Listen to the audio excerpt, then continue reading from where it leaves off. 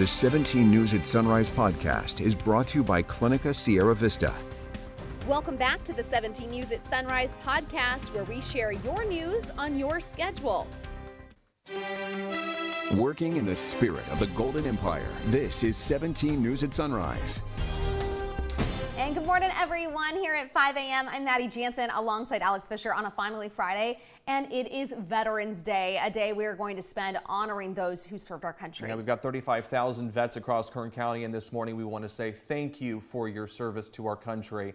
17 News is your local election headquarters, and we're now 3 days after the midterm election. And while we're left waiting for answers in our competitive local races in Kern County, the entire nation is waiting to learn which party will control Congress. The outcome that will be monumental for our own Congressman Kevin McCarthy. For months now, analysts and lawmakers predicted a national red wave that was all but sure to give Republicans a majority in the House and Kevin McCarthy the Speaker's gavel. Republicans are still expected to take control, but potentially with a smaller majority, leaving questions about McCarthy's political future swirling. 17's political reporter Maddie Gannon has more. After the red wave that never came in Tuesday's midterm election, House Minority Leader Kevin McCarthy insisting the GOP and his own future are still on track. Leader McCarthy, do you have the votes for both the majority and the speakership? Yes. As early as Monday, McCarthy appeared on a straight path to the speakership next year, with former President Donald Trump even offering his endorsement. But now, with signs the GOP may control the House by a smaller margin, questions over McCarthy's chances at securing the role are mounting. I would say maybe not so fast. We were told we were going to have an incredible wave. Republican lawmaker and member of the Conservative Freedom Caucus, Andy Biggs, hesitating to say if McCarthy has the speakership on lock. Marjorie Taylor Greene responding no comment when asked if she would support McCarthy for the role. There will be 218 votes minimum, up to probably 224, and Kevin McCarthy will be elected Speaker. Republican analyst Kathy Abernathy confident the House will fall to the GOP and McCarthy will lead the chamber. But Democratic analyst Neil Sinapa says even if McCarthy does secure the role, those very conservative members may have a lot of influence over him. I think he's going to have a headache dealing with those issues, dealing with folks like Jim Jordan, Marjorie Taylor Greene, that MAGA caucus within the Republican Party. Maddie Gannon reporting. Meantime, the balance of power in Congress could eventually come down to California's 22nd congressional district, where Bakersfield Democrat Rudy Salas is aiming to oust GOP incumbent David Valadao. This remains one of the most closely watched races in the nation this morning. Valadao right now has 54% of the vote. Salas has 46%. As of news time this morning, Kern County is supporting Salas by a 3-point margin, but only 30% of the votes tallied so far are from Kern County.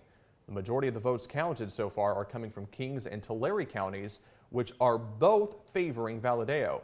It is important to note here that Kern County makes up more than 2/3 of this district, so we'll continue to track the numbers for you here in the 17 News Center.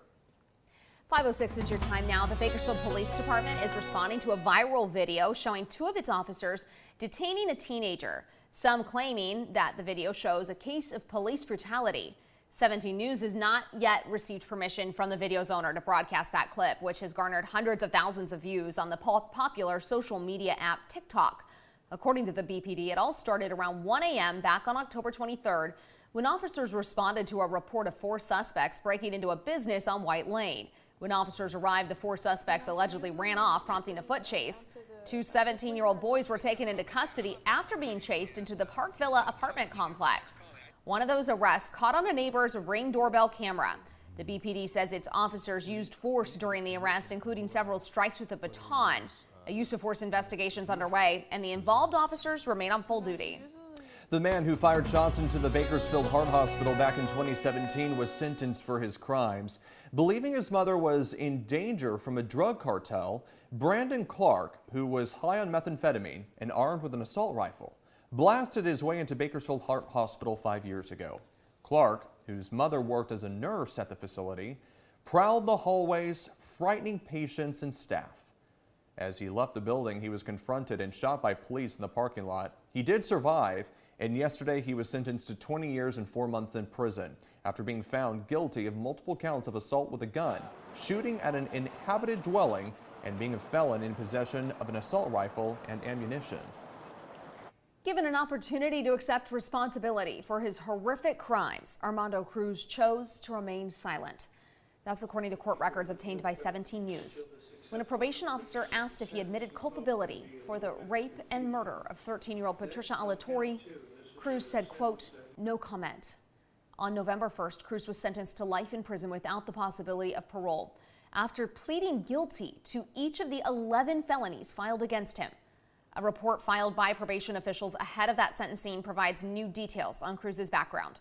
Cruz allegedly first drank alcohol at age 13 and consumed 5 or 6 beers every other day, according to the report. And he also started using marijuana at that age and smokes daily. Cruz allegedly said he experimented with cocaine at 21 or 22 and that he was under the influence of alcohol when he killed Alatorre. The Bakersfield Police Department is asking for help finding a teenage runaway. 17-year-old Richard Fitzgerald was last seen October 31st on Pecan Grove Drive, that is near Gosford Road in southwest Bakersfield. Fitzgerald is considered at risk because he has no prior history of running away. If you have any information on where he may be, call police. Now to one of our signature issues here at KGET, pedestrian safety. Bakersfield is ranked number 7 for the most dangerous metropolitan areas nationwide for pedestrians, and pedestrian deaths across the county continue to increase. Investigators are searching for 2 drivers who struck a woman in southwest Bakersfield Friday night and fled the scene after the deadly crash.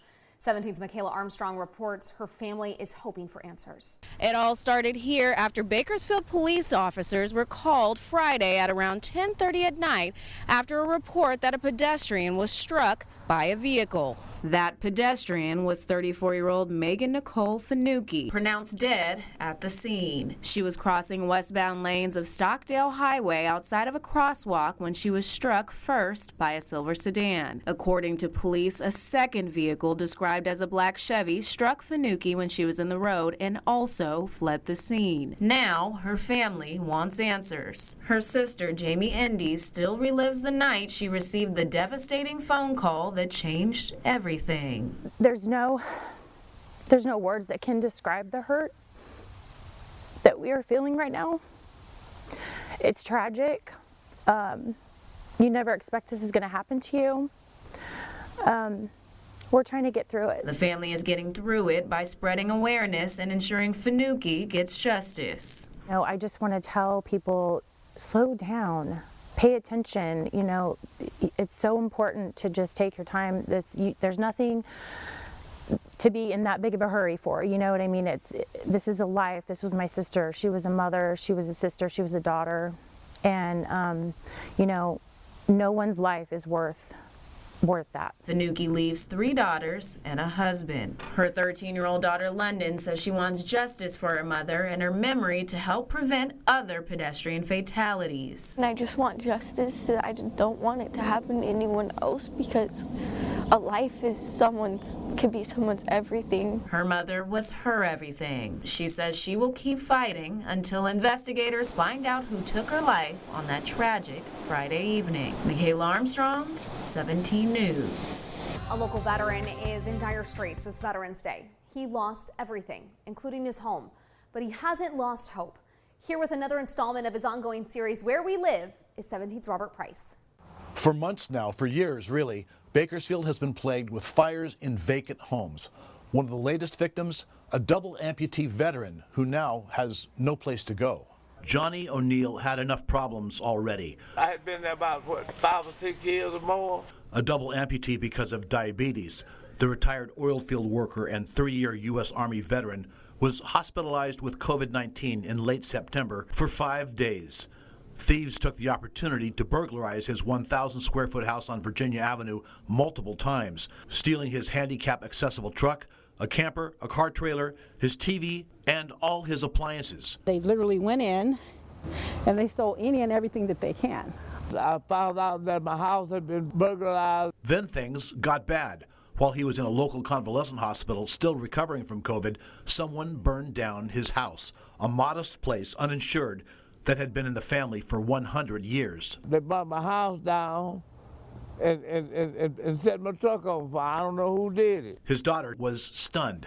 I don't know if it's salvageable or not. Grandma raised chickens and hogs. She grew up playing in the yard. It's a lot of memories over here. It is a legacy in our family. Janetta O'Neill's great-grandmother was the home's first owner. She passed it down to Janetta's grandmother, the current owner, who's 102 years old. Johnny O'Neill has survived the virus and he's ready to go home, but he has no home to go to. Friends of his daughter, who works for a local credit union, have established a GoFundMe account for his financial recovery. They're hoping construction workers, business owners, anyone might be able to donate building materials, labor, anything. In Southeast Bakersfield, Robert Price, 17 News. The 17 News at Sunrise podcast is a production of KGET and Nexstar Media Group. For more on all of the headlines in today's show, head to kget.com.